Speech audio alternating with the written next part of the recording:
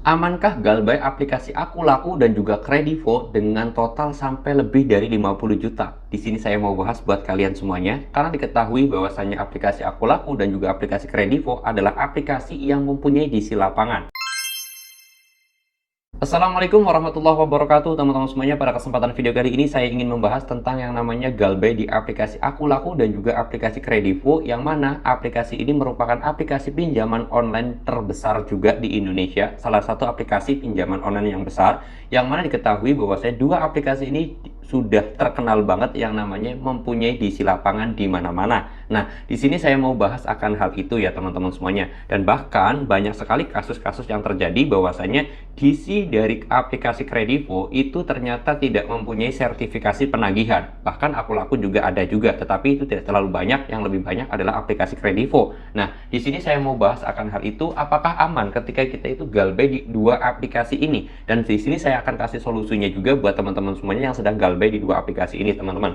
Oke, langsung aja ke pembahasannya. Jadi buat teman-teman semuanya perlu digarisbawahi terlebih dahulu bahwasanya setiap pinjaman berapapun nominalnya, karena teman-teman itu banyak yang nanyakan, baik itu 5 juta, 10 juta, 20 juta, atau bahkan lebih dari itu, semuanya resikonya sama ya. Kalian harus tahu dulu, pinjam 5 juta, pinjam 50 juta, resikonya sama. Kalian bakal didatangin DC, kalian bakal masuk klik OJK, kalian bakal ya didatangin DC kalau aplikasi tersebut punya DC lapangan. Kayak contoh Aku Laku dan juga Kredivo itu punya. Nah, berarti enak utang yang banyak dong bang? Jawabannya yes, karena mempunyai resiko yang sama. Atau galbay yang banyak dong bang? Yes, jawabannya bener apa adanya aja. Galbay 100 juta sama galbay 10 juta, sama nggak resikonya? Sama. Nama kalian masuk ke blacklist, terus kemudian bakal datangin DC. Utang yang 100 juta pun sama, akan masuk ke blacklist dan juga kalian bakal datangin DC. Sama aja kan? Nah, resikonya memang keduanya harus sama. Jadi, untuk berapapun nominalnya saya kategorikan resikonya hampir sama. Lalu kemudian apakah aman? Jawabannya sebenarnya aman-aman aja ketika kalian itu galbay.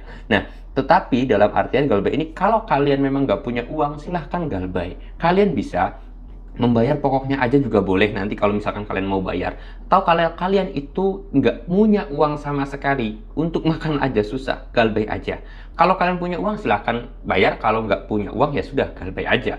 Lalu kemudian apa aja yang harus kita persiapkan ketika galbay di dua aplikasi ini? Karena diketahui bahwasanya aplikasi ini sudah mempunyai DC lapangan. Artinya kalau kita reset HP, terus kemudian kita ganti nomor, dia akan datang ke rumah kita juga dong bang. Nah, di sini yang jadi pembahasan menarik, yaitu ketika kalian didatengin oleh salah satu DC ini atau dua-duanya, tolong banget pesan saya, jangan pernah kalian itu menjanjikan waktu untuk membayar. Contoh, nanti ya tanggal 20, tanggal 25, atau tanggal 30, tanggal 1, tanggal 15.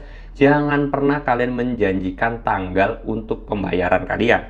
Karena nantinya di situ akan datang terus sesuai janji yang kalian ucapkan. Oleh sebab itu jangan pernah. Terus solusinya gimana dong bang? Solusinya adalah kalian itu ketika didatangin DC salah satu aplikasi ini ataupun dua langsung, itu kalian bilang aja kalau punya uang. Jawabannya, kalaupun kalian itu bilang aja, kapan pastinya ya? Saya nggak bisa pastikan kapan saya punya uang. Kalau saya sore ini dapat uang 100 juta pun saya bayar. Kalau besok saya dapetin uang 100 juta pun saya bayar. Bilangnya seperti itu. Terus kalau nggak dapet uang, ya gimana mau bayar, orang ada duitnya? Kan susah, kan seperti itu.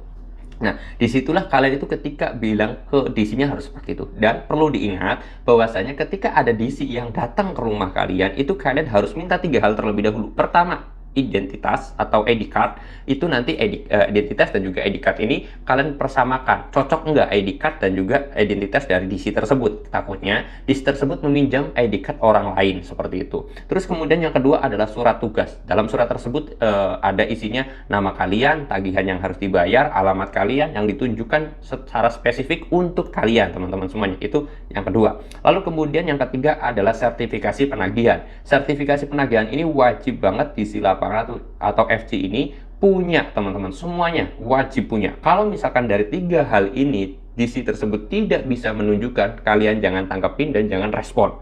Kalau nanti sudah ada semuanya, dan kalian harus jawabannya harus sesuai, yaitu saya pengen bayar kalau ada uang. Jangan menjanjikan waktunya, teman-teman. Oke, pertama itu. Terus kemudian aman nggak? Ya aman-aman aja, selagi kalian itu memang bener nggak punya uang, kan nggak kuat lagi untuk melakukan pembayaran gitu loh. Terus karena kalian itu sebenarnya minjem di aplikasi yang resmi OJK, kalian itu bakal dilindungin. Pertama itu.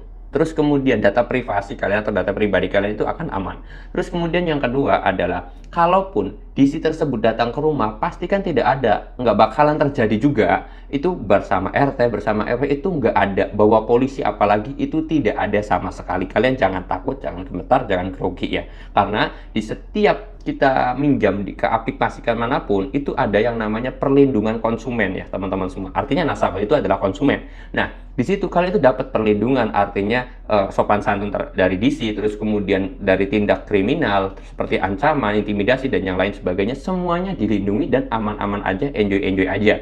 Memang saya akuin untuk dua aplikasi ini adalah aplikasi yang bisa dikatakan hampir banyak sekali DC-nya, atau bahkan hampir seluruh Indonesia ada. Tetapi jangan dijadikan sebuah ketakutan yang sangat besar, karena sebenarnya tugas DC ya hanya menagih. Bahkan kalau kita itu sudah kebal dan nggak bisa bayar-bayar, ketika didatangin DC itu akan nyerah dan akan capek teman-teman. Bakal capek juga, udahlah udah capek saya nagih ke orang itu pasti nggak mau bayar. Akhirnya ya sudah, mereka fokus ke nasabah yang lain aja gitu yang mau bayar. Kalau kalian berhasil menghadapi DC lapangannya. Nah, terus kemudian kalau DC call-nya gimana Bang? Ya kan kalian bisa ganti nomor HP, bisa reset HP kalian. Itu sudah clear ya teman-teman semuanya. Nah, kalau perlindungan inilah yang kita harapkan sebenarnya ketika kalian itu melakukan pinjaman online yang ada DC lapangannya. Karena terkadang, bukan terkadang, sangat banyak sekali teman-teman semuanya yang takut terhadap DC lapangannya datang ke rumah itu. Satu, kalaupun dia hanya datang sendirian, kalian mungkin malu ketika ketemu tetangga, oh ini nih orangnya sering banget didatangin DC lapangan, atau orang-orang seperti itu.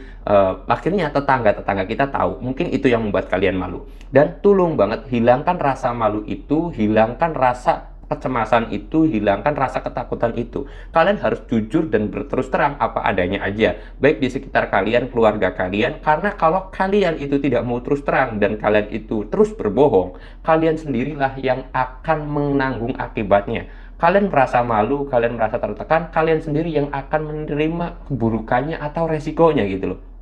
Coba kalau kalian berpikir, saya malu nih nanti kalau misalkan didatengin DC, banyak tetangga yang tahu dan yang lain sebagainya. Akhirnya kalian karena nggak punya uang, mencari dana talangan, lawan gali lubang tutup lubang.